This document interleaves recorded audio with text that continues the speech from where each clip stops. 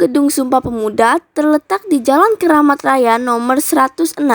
Menurut catatan yang ada, Museum Sumpah Pemuda pada awalnya adalah rumah tinggal milik Xie Konglian. Gedung ini didirikan pada permulaan abad ke-20. Sejak 1908, Gedung Keramat disewakan kepada pelajar Stovia dan RS sebagai tempat tinggal dan belajar. Saat itu dikenal dengan nama Kommensales-Huis. Tahun 1927, Gedung Keramat 106 digunakan oleh berbagai organisasi pergerakan pemuda untuk melakukan kegiatan pergerakan. Setelah para pelajar lulus, gedung ini kemudian disewakan kepada Panjenjam, yang mana gedung ini digunakan sebagai rumah tinggal. Kemudian pada tahun 1937 sampai 1951, gedung ini disewa Loh Jingjue yang menggunakannya sebagai toko bunga. Setelah kemerdekaan, rumah ini digunakan sebagai hotel lalu kantor bea cukai. Pada tanggal 3 April 1973, Gedung Keramat 106 dipugar Pemda DKI Jakarta. Pemugaran selesai 20 Mei 1973. Gedung Keramat 106 kemudian dijadikan museum dengan nama Gedung Sumpah Pemuda. Ketika kita pertama kali masuk, kita berada di ruangan pengenalan, di mana di bagian kiri ada timeline perjalanan Sumpah Pemuda. Lalu di hadapan kita adalah pemilik rumah kos ini yang bernama Xie Konglian. Kemudian ada ruang organisasi pemuda kedaerahan. Ruangan ini memamerkan beberapa koleksi dari organisasi-organisasi yang muncul setelah didirikannya Budi Utomo.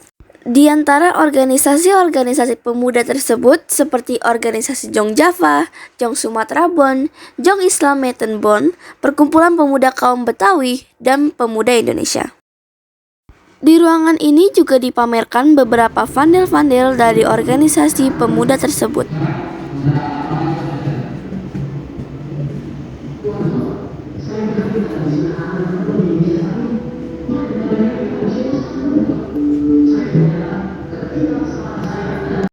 Lalu, di ruangan ini juga pamerkan beberapa majalah koleksi dari pemuda saat itu.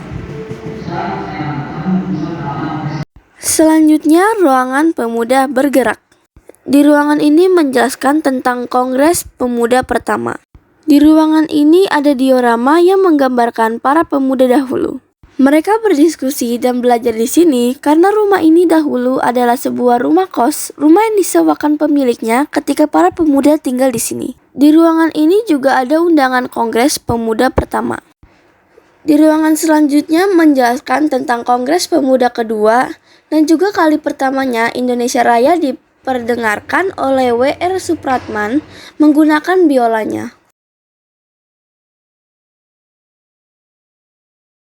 Di ruangan ini terdapat miniatur berlangsungnya Kongres Pemuda kedua.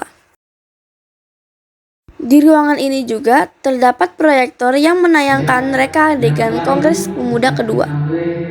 Sejak bergerak bersama dalam Kongres Pemuda pertama. Saudara-saudara sekalian, sekarang saatnya bagi peserta Kongres untuk menyampaikan pendapatnya. Ya, silakan. Maaf saudara-saudara, pembahasan muda.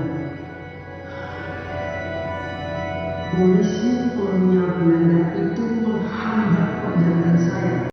Ruang selanjutnya adalah memorabilia pemilik rumah kos Xie Konglian. Di sini kita lihat benda-benda peninggalan Xie Konglian dan juga potret sejarah pengelolaan Gedung Museum Sumpah Pemuda. Gedung ini dipugar oleh Gubernur DKI Jakarta Ali Sadikin pada tanggal 20 Mei 1973. Kemudian diresmikan sebagai Gedung Sumpah Pemuda oleh Presiden Soeharto pada tanggal 20 Mei 1974. Di sebelah ruangan ini ada ruangan yang menceritakan sejarah rumah Indekos Keramat nomor 106. Di ruangan ini ada beberapa tokoh, diantaranya Amir Syarifuddin, Adnan Kapaugani, dan Muhammad Yamin. Tiga tokoh ini adalah para penghuni kos rumah ini ketika masih berstatus Indonesisch Club Gebouw. Dan di ruangan ini juga ada panel gambaran-gambaran para pemuda ketika mereka menghuni rumah kos Keramat nomor 106. Selanjutnya ada ruang Indonesia Raya. Ruang Indonesia Raya adalah ruang yang mengisahkan sejarah lagu kebangsaan Indonesia Raya. Di ruangan ini terdapat biola W.R. Supratman yang dipergunakan saat kali pertama memperkenalkan lagu Indonesia Raya di hadapan para peserta Kongres Pemuda kedua.